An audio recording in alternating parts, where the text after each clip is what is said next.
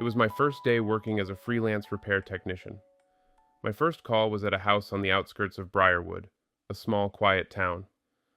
The job was simple: repair a heating vent in the basement. The homeowner, Mr. Ashcroft, had a soft but unsettling voice when he called to make the appointment. I chalked it up to nerves about dealing with strangers.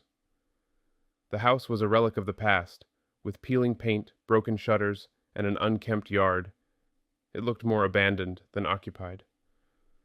When I arrived, Mr. Ashcroft greeted me at the door with a strained, toothy smile. His thin frame and the way he moved, like he was trying to glide rather than walk, made the hair on the back of my neck stand up. "Thank you for coming," he said, motioning me inside. The air in the house was heavy and cold. Despite the chill, I noticed the faint scent of something burnt, like singed wood or metal. The living room was nearly bare, save for a dusty sofa and a small, crooked table. "The vent's in the basement," he said, leading me down a narrow staircase. His voice echoed faintly, but it was the sound of his breath, heavy and deliberate, that I couldn't shake. The basement was dimly lit, with only a single bulb flickering above. A rusted furnace stood against the far wall.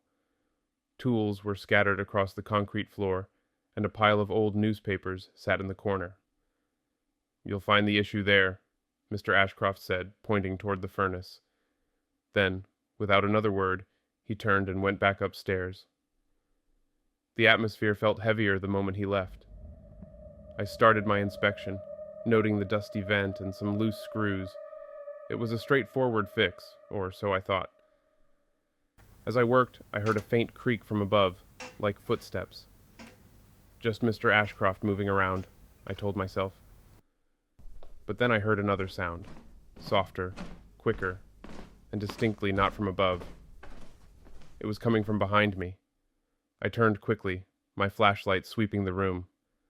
The beam caught movement, a shadow slipping past the edge of the newspapers in the corner. "Mr. Ashcroft?" I called out. No response. I moved cautiously toward the corner, the beam of my flashlight trembling slightly in my hand. As I peeled back the top layer of newspapers, the weak bulb above me flickered and buzzed, its hum growing louder. Then, with a sharp pop, it went out, plunging the basement into near darkness, save for the glow of my flashlight. I backed away toward the stairs, my instincts screaming at me to leave. That's when I heard it. A deep, guttural whisper.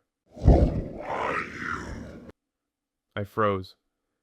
The voice was not Mr. Ashcroft's. It was deeper, colder, and it seemed to come from everywhere at once. "Mr. Ashcroft," I shouted, bolting up the stairs.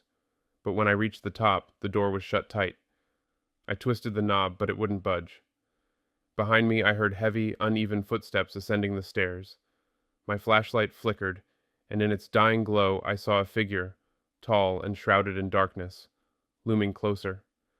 I threw my weight against the door, and by some miracle, it opened. I stumbled into the hallway and turned to slam it shut. The footsteps stopped, but I didn't wait to see if the figure would follow. Mr. Ashcroft was nowhere to be found. The house was silent, the air heavier than before.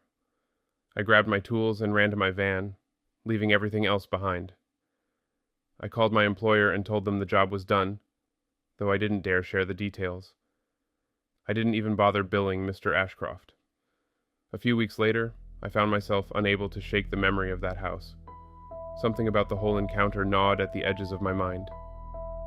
Curiosity got the better of me, and during a rare free afternoon, I decided to drive by.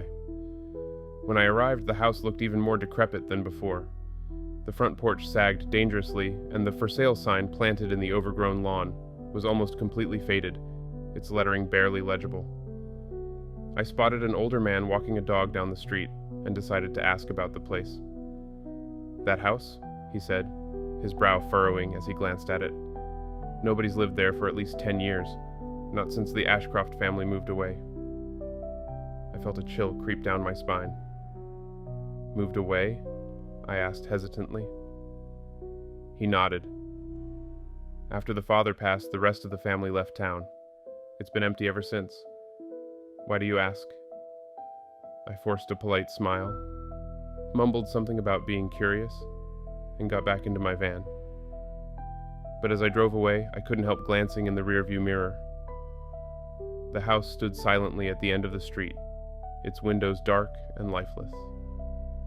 And yet, I could swear I saw the faint outline of someone standing in the upstairs window, watching me leave.